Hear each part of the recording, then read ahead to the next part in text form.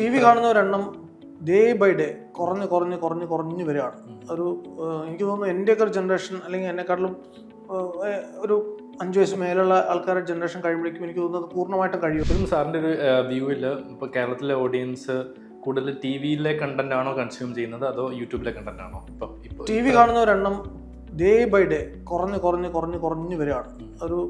എനിക്ക് തോന്നുന്നു എൻ്റെയൊക്കെ ഒരു ജനറേഷൻ അല്ലെങ്കിൽ എന്നെക്കാട്ടിലും ഒരു 5 വയസ്സ് മേലുള്ള ആൾക്കാരുടെ ജനറേഷൻ കഴിയുമ്പോഴേക്കും എനിക്ക് തോന്നുന്നത് പൂർണ്ണമായിട്ടും കഴിയുമെന്ന് തോന്നുന്നു. ഞാൻ എൻ്റെ വീട്ടിൽ ടി വി കട്ട് ചെയ്ത് കളഞ്ഞ ആളാണ്.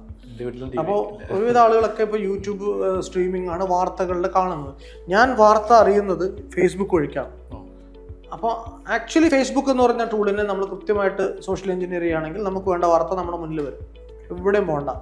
നമ്മളിപ്പോൾ ഒരു 5 എഞ്ചിനീയേഴ്സിനെ സബ്സ്ക്രൈബ് ചെയ്യുക, 5 പൊളിറ്റീഷ്യൻസിനെ സബ്സ്ക്രൈബ് ചെയ്യുക, 5 രാഷ്ട്രീയ അഡ്വക്കേറ്റ്സിനെ ചെയ്യുക.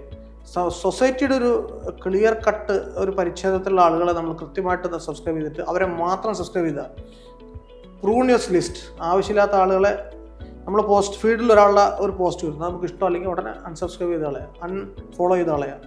അങ്ങനെ പ്രൂൺ ചെയ്ത് കൊണ്ടുവന്നാൽ ഇവൻച്വലി നമ്മുടെ ടേസ്റ്റ് അനുസരിച്ചുള്ള സാധനം ഫീഡിൽ വരും. ഇപ്പോൾ പക്ഷേ ഫേസ്ബുക്ക് അതിൻ്റെ മേലോട്ട് കളിച്ചു തുടങ്ങിയിട്ടുണ്ട്, അത് വേറെ കാര്യം. പക്ഷെ എന്നാലും നമുക്കൊരു 75% സാധനങ്ങൾ വാർത്തകൾ നമുക്ക് അറിയാൻ പറ്റും ഇതിൻ്റെ തന്നെ. അവിടെ എനിക്കൊന്നൊരു ഗ്യാപ്പ് ഉണ്ടെന്ന്. ഇപ്പം നമ്മുടെ ടീമിലുള്ള ആൾക്കാരോട് ചോദിച്ചാൽ അവർ ഫേസ്ബുക്ക് ഉപയോഗിക്കത്തില്ലായിരിക്കും. ശരിയാണ്, അടുത്ത ഇൻസ്റ്റയിലോട്ട് പോയ ആൾക്കാരുണ്ടാവും. പക്ഷെ ഞാൻ ഉപയോഗിക്കുന്നത് ഞാനിപ്പോഴും തന്ത വെബിൽ നിൽക്കുന്ന ആൾക്കാരാണ്. നമ്മുടെ ആ ഒരു മേ ബി ഒരു 30 ബിലോ ചോദിച്ചു കഴിഞ്ഞാൽ ഫേസ്ബുക്ക് കാണത്തില്ല.